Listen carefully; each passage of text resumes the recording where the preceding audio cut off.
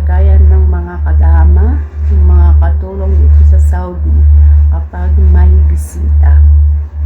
Ang pagkain namin is magkakasama na ang breakfast, lunch, and dinner. Minsanan na lang. Gaya sa akin, ngayon lang ako kakain ng umagahan, tanghalian, at hapunan. Just now, I will eat breakfast, lunch, and dinner. At syempre, sama na rin natin ang midnight snack. Napakahirap talaga ng trabaho ng kadama sa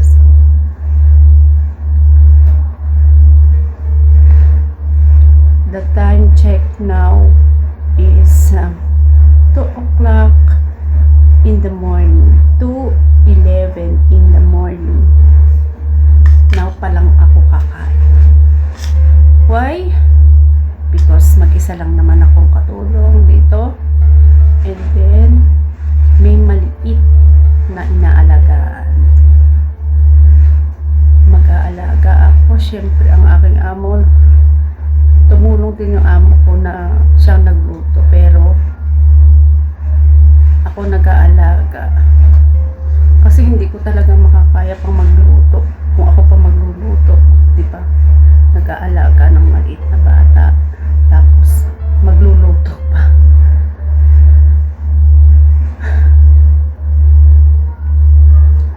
Hanggang buntong hininga na lang ang mga kadama dito kapag ganitong palagayan natin, guys. Kahit gutom ka na,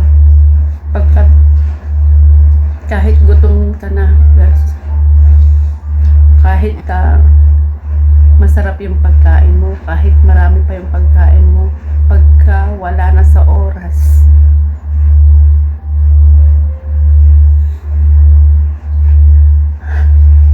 kapag wala na sa oras yung pagkain mo, hindi ka na makakain. Diba?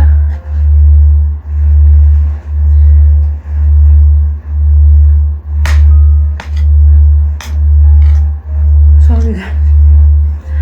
Nagiging emotional lang ako kasi siguro sa pagod ko, sa pagod. Pero kaya ko to.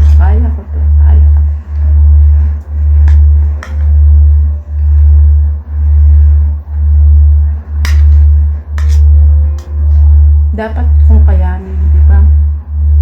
Kasi may umaasa sa ating pamilya sa Pilipinas.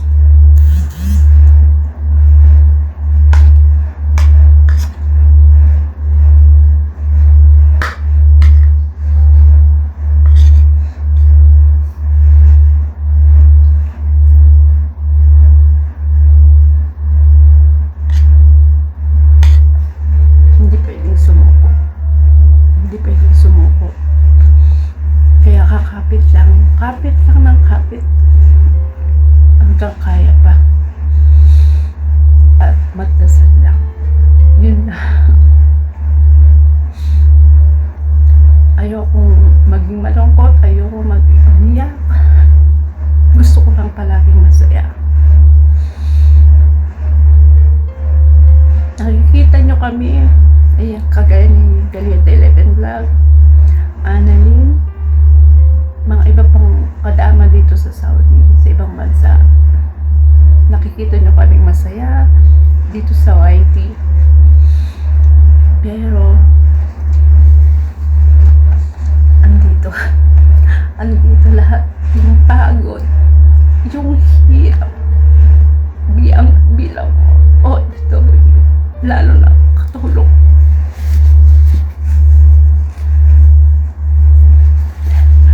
Andito lahat, andito.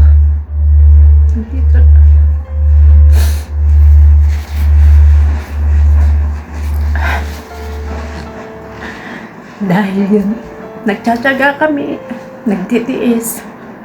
Dahil mahal namin yung pamilya namin. Maraming umaasa sa akin, lalo na sa akin. Kasi ako lang mag-isa nagtataguyod sa pamilya ko. Mahirap, napakahirap. Sobrang hirap. Pero kakayanin ko to. Super inday yata ito. Super inday ito.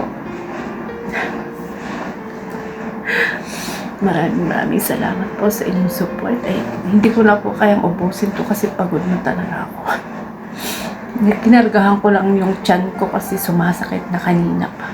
Sumasakit na yung tiyan ko. Magmula kaninang umaga,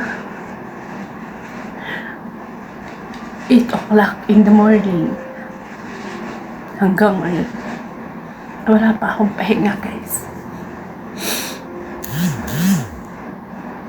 Pero kaya ko pa.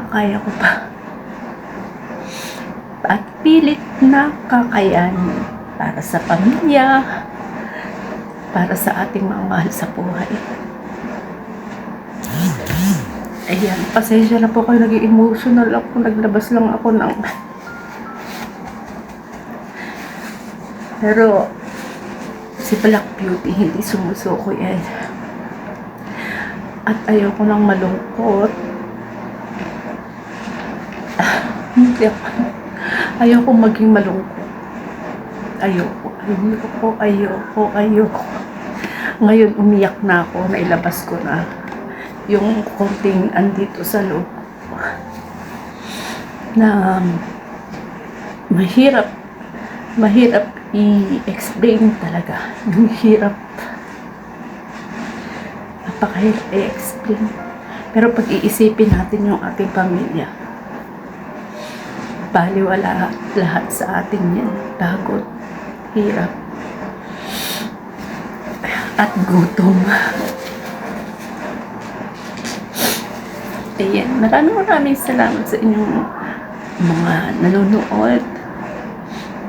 At sana sa mga may pamilya dito sa ibang bansa, kung sino man andyan na nanonood, sana palagi ninyong intindihin ang inyong mga magulang, ang inyong mama, ang inyong papa, o ang inyong mga anak na nandito sa ibang bansa. Kasi sobrang hirap talaga. Sobrang hirap. Intindihin nyo sila kung hindi man sila makapagpadala sa oras. Intindihin nyo sila kung hindi sila makatawag sa inyo o kumustahin man lang. Dapat kumustahin nyo man lang sila. Kami, kahit message lang, masaya na kami. Yun lang.